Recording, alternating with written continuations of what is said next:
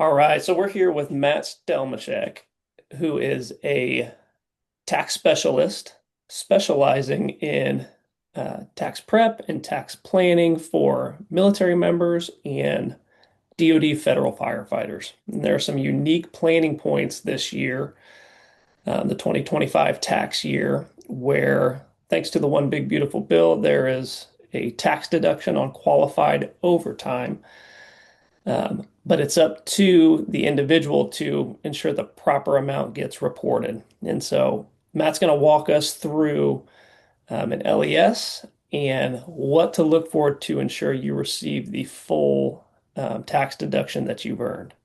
Yeah, thanks, Chris.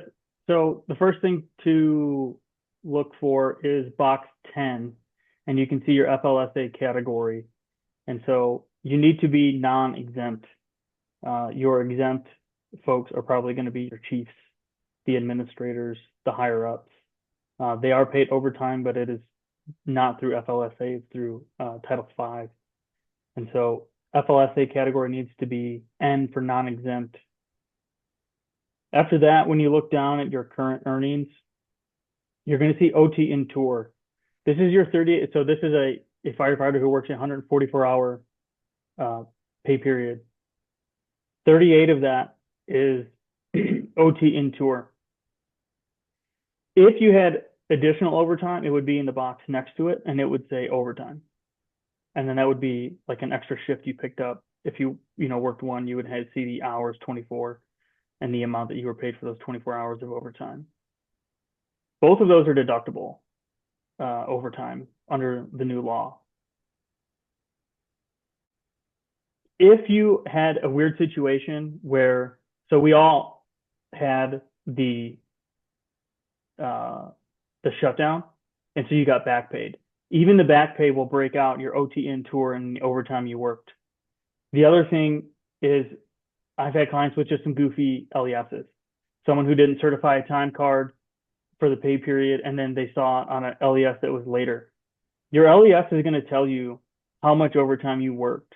And so it's critical that we look at every single LES for the entire 2025 to make sure we don't miss any overtime. So we're looking underneath this current earnings section. OT in tour is the amount of overtime that this federal firefighter worked as part of their normal schedule that qualifies for that premium overtime tax deduction, right? Again, not tax advice, but generally speaking, yes, this should qualify. Work with your tax pro in case you have a special situation. But for the majority of our federal firefighters, that is going to be the case. So again, not tax advice, but this, for most of us, the OT and tour is FLSA required. And if you're non-exempt, then from the One Big Beautiful Bill Act, you can take that as the qualified overtime. And so is it a matter of looking back at each LES and again, for most federal firefighters, adding up the amount of in-tour overtime that they worked, adding the amount for any additional shifts they worked, and then reporting that on their 2025 tax return? It is. If you want the amount, and it would be every OT in tour amount plus any overtime you work throughout the year. You divide it by 3, and that is the amount that you would enter into like TurboTax, mill tax, whatever you're using, or the number that you would give to your tax pro. So I know how to get it on Schedule 1A with my software, so it flows to 1040. If you're a DIYer, you'll answer that question. Hey, I worked overtime for this job. It'll ask you how much, and you want 1/3 of that total amount for the year. That is the deductible portion. That represents the half of time and a half. So just the premium portion over your rate. And you can see, if you look at box 5 and box 6, you can see, hey, there's your hourly rate. There's your OT rate. The difference is the premium. Got it.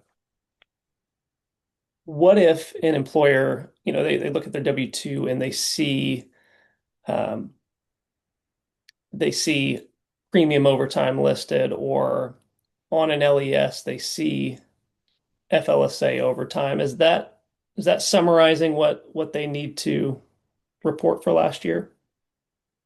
So it's going to be employer specific. Like I don't know what everyone is doing. I've seen more Air Force LESs than anything, and from what I've seen from the Air Force, what they're doing is they're taking the overtime, so not OT and tour, but overtime.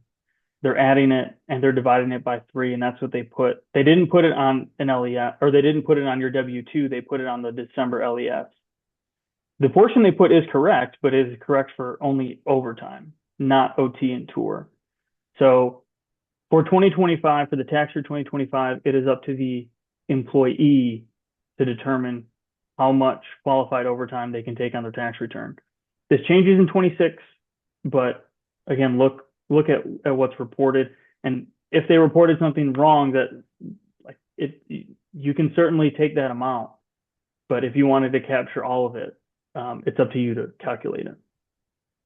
So that's the big takeaway we want to outline with this video. 2025 is a year where it would be really easy to leave a tip for the IRS, right? To not take your full tax deduction.